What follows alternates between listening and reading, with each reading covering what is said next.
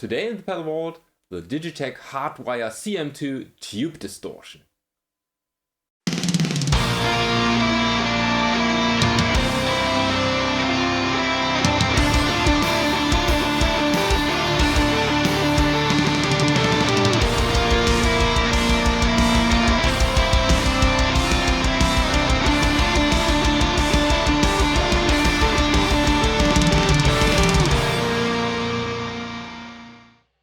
The CM-2 is from Digitech's HardWire series, and the HardWire series comes in this really heavy metal housing, and it has it's not a nice green, but it's a green color, and it has 4 knobs and 1 switch.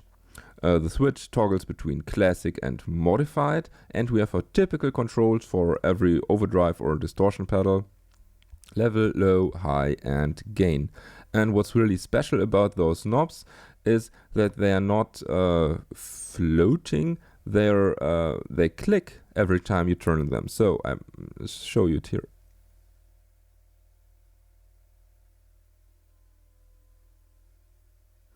And that's a really nice feeling, and I wonder if those are very expensive knobs or why it is so uncommon, because I really like it. So, the EQ curve, first of all, in the classic, we have a high cut, bit of a low cut, so let's crank this level here. And now low. Low has a huge boost in the 110, 120 Hertz region. And we can do huge cut as well. And high. High has a really broad cue, it's no shelf, but it seems to be centered around 2.5K.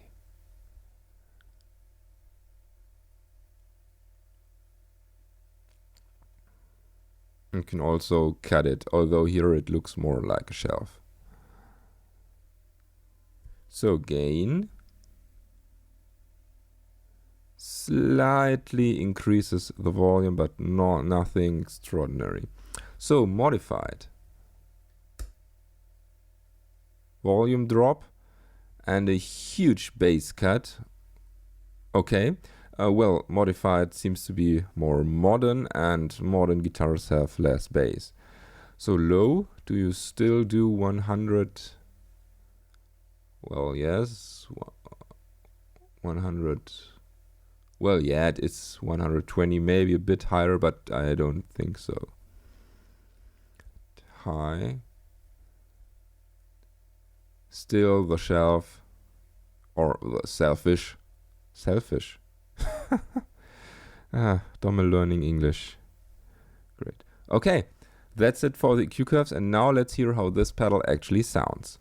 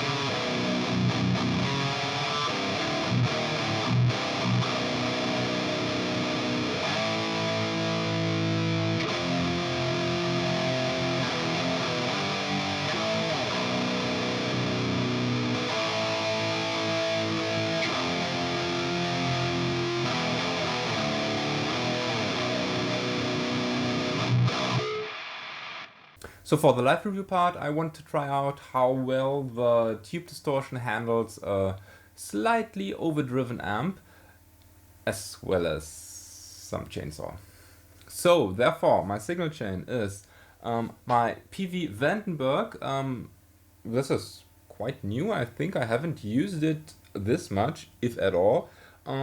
It's a stock PV Vandenberg, so the stock pickups, it's tuned to standard C, and it goes directly into the Digitech tube distortion. This goes into the Ares Effects Merciless Overdrive, and if you don't know the Merciless Overdrive, this is basically an HM2, but with not this much distortion. So it's more an overdrive, well, an HM2 overdrive and not an HM2 distortion. And this goes into the XFX, and in the XFX I chose the amp Brit Pre, which is basically a Marshall preamp emulation, the JMP1 I think. And this goes into Jens Bogren's Strange Attraction IR. I set the gain fairly low, and this is my basic sound. This is nothing. This is my basic sound.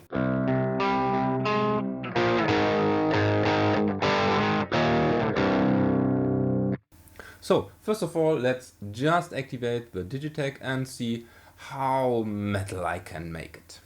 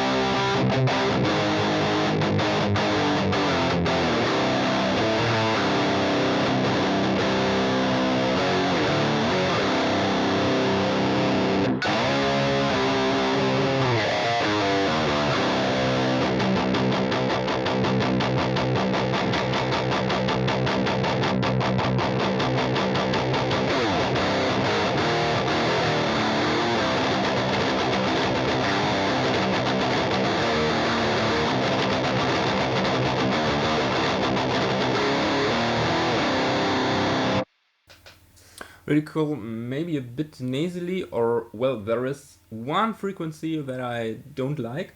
I don't know which though, but it's cool to get this sound just out of this pedal. You basically can make your amp 2 channels with this, and that's cool. So let's do the EQ on no, gain down. Let's leave it at modified. I think modified sounds a bit better for it suits my sound a bit more than classic. And now let's deactivate it, activate the Ares Effects Overdrive, set the gain as low as I can make it to sound actually okay, and then we'll use the Digitech to boost the HM2 sound.